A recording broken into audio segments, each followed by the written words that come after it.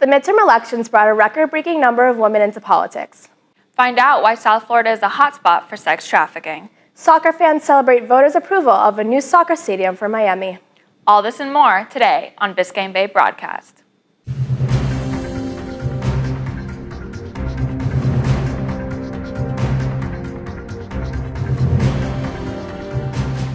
Hello, and welcome to Biscayne Bay Broadcast. I'm Alexa Roth. And I'm Samantha Branca. Today in our show, we'll bring light to an important issue that many are calling our society's modern-day slavery. It's the issue of sex trafficking. Reporter Isabel Loggins tells us how sex trafficking can happen anywhere, even right here in South Florida. Sex trafficking is human trafficking with the purpose of sexual exploitation, including sex slavery. Florida ranks number 3 in the nation for sex slavery. In Miami-Dade County alone, 40% of its victims are minors and can be as young as 13 years old. It can happen anywhere, including right under your nose. Miami Beach police say they arrested 36 suspected human traffickers in 2017 alone. South Florida is a hotspot for this billion-dollar industry. And women are branded by their pimps and traffickers wearing the same tattoos as the men who exploit them, forcing them to work in motels catered to sex for multiple days in a row without breaks and sometimes even without food. Christie House is a nonprofit organization dedicated to healing and eradicating child sexual abuse. Their childhood has been stolen from them.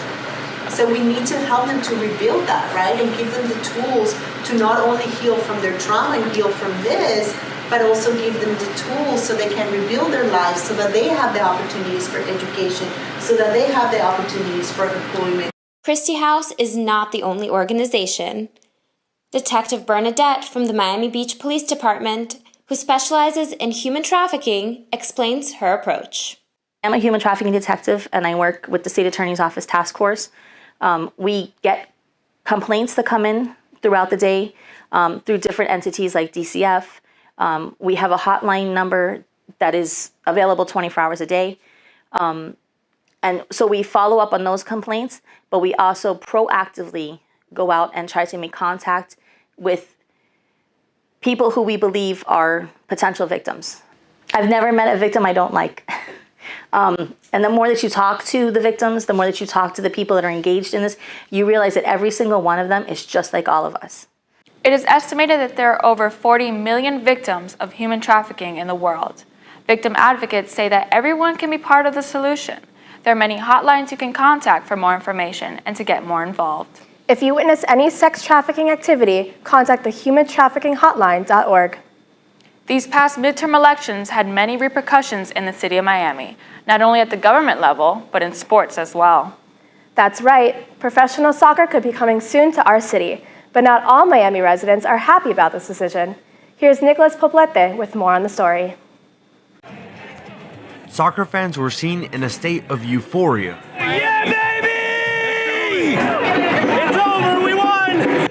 This came after 60% of voters in the city of Miami voted in favor of allowing the Inter Miami ownership group to negotiate with the city on a no-bid 99-year lease deal for the land in which currently inhabits Maurice Golf Course. And in the midst of celebrations, one of Inter Miami's owners, Jorge Mas, made a promise to all of those present. We will produce a winning championship team for our city. The passing of this referendum signified a major victory for Inter Miami and for its fans. But up next, another hurdle for the MLS organization. The owners and the city will have to negotiate in order to receive a 4/5 vote of approval from commissioners, allowing them to move on with their project. But while these negotiations take place, those at Melreese are worried that their golf course might be taken away from them. It's a shame that that's going to be replaced by a parking lot. If it happens, if it comes to be, it'd be very sad. I think it'd be a big loss for the city. The green carpet is home to the First Tee, a golf-oriented program that allows children the opportunity to grow both athletically and socially. It's just like home here, so I don't know how to describe it, but it's just amazing because everyone here treats each other like family. So it's just been an amazing experience being here. And Camila had this message for the city commissioners. Yeah, I love soccer and all that, and I do love MLS, and I would love a stadium here. I just wish it wasn't here. For Biscayne Bay Broadcast, I'm Nicholas Poblete. There's no set date for the commissioners' meeting to determine if Beckham and Moss will be moving forward with their project. If it's approved, the stadium is said to be built by the year 2020. We're taking a short break. We'll be right back to Biscayne Bay Broadcast. Ever since I was a little girl, I wanted to be on camera. The College of Communication and Journalism at FIU's Biscayne Bay campus offers programs that allow me to develop the correct communication tools to use in my future career. While attending FIU's School of Communication and Journalism, I was able to get hands-on experience by writing, producing, and editing while using multimedia tools like Adobe Creative Cloud. At FIU, we emphasize practical experience to prepare our students for the workplace, and we push each student to reach their fullest potential by teaching them the right steps to obtain internships and creating demo reels that could lead to their future careers. Are you not living your life to its fullest potential? Come enjoy a healthy and stress-free life by the water as an FIU Panther.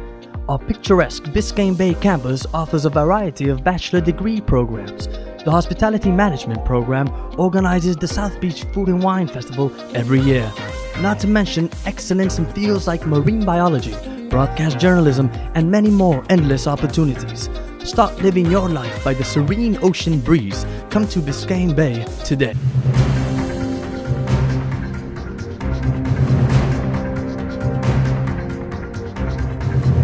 Welcome back to Biscayne Bay Broadcast. There's been a lot of firsts for women this year. 2018 has brought upon a record-breaking number of women into politics. Here's Nastasia Marin with more on the historical movement for women. 2018 is the year of the woman. The year of the woman. The year of the woman. The year of the woman. It is a big year for women in politics, and many women made history. Sharice Davids, Deb Haaland, Ilhan Omar, Rashida Tlaib, Alexandria Ocasio-Cortez, and Abby Finkenauer are some of the women headed to Congress, adding over 30 seats to the House. According to CBS News, 39% of Americans feel positive about women in Congress, and 48% believe more women will make Congress work better. I think that there should be more diversity across the board with both women as far as our leaders, our political leaders need to represent our community. This marks a historical moment for women's rights everywhere. Now there's like a movement that has kind of like revitalized and made women aware again that these rights are not always just there. Throughout the course of the elections, organizations in South Florida, such as the Women's Fund, have created a platform bringing women together to acknowledge their power. I decided that it was time to change things for women. And the way to change things is change the images we see of women.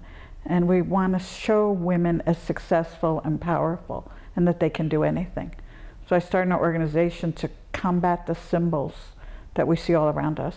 Even local entrepreneurs are excited to see more women in power. It makes me excited to see more females coming to power, going to politics, going to every single industry possible, because at the end of the day, we are the movers and shakers of our families. Families are the basis of society. Women will continue to make history in all aspects of life, including business and in politics, making sure their voices are always being heard. This is Nastasia Marin reporting for Biscayne Bay Broadcast. Back to you. America is a melting pot of cultures from around the world, and Miami is a hub for diversity in more ways than one. With so many cultures, how can we learn from each other? Let's join Fernando Oyarzun as he explores Diversity Day at FIU. Florida International University is home to over 50,000 students, which brings together people from all different parts of life. And this diverse culture is celebrated annually here on FIU's Biscayne Bay campus with Diversity Day. Diversity Day began as a Holocaust Awareness Day here on the campus of FIU.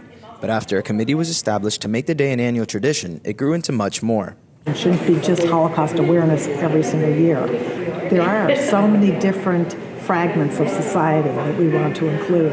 This year's Diversity Day landed on National Coming Out Day, which presented an important opportunity for members of FIU's LGBTQ community. Coming Out Day for me is important because I think there's still a lot of students and youth today that are still marginalized because of their gender and sexuality. The day was comprised of many different guest speakers that began their talks in the early morning at the Wolf Center's auditorium and then shifted towards the second floor ballroom. Delicious food, great company, and even dance lessons helped keep those in attendance entertained, with a special guest from members of FIU's Common Reading program. The Common Reading program at FIU is geared toward first-year students. We have a committee that selects a book. This year's book is Jim St. Germain, and it's really his story about his experiences, challenges that he faced, struggles that he went through, and so it's a perfect fit for Diversity Day. I think I'm in a special place. I'm really honored to be here. Students and faculty alike have embraced the diverse culture found here throughout FIU and have enjoyed celebrating it together on Diversity Day. And we truly do have among the most diverse student bodies and faculties and staff of any institution. Really enjoyed it. I learned a lot about different ethnicities, different people, and I had a wonderful time. Of all the lessons I learned today, it's that diversity shouldn't just be celebrated on one day, but rather it should be celebrated year-round. I'm Fernando Oyarzun. I love the diversity we have here in Miami. I think that's why I'll never be able to leave the 305. I feel the same way. With all the food and music we have here, Oh my God, I know. Where am I supposed to find a croqueta? ugh, I know. Well, that's all we have for today. Thank you all for watching. I'm Alexa Roth. And I'm Samantha Branca for Biscayne Bay Broadcast. Good night.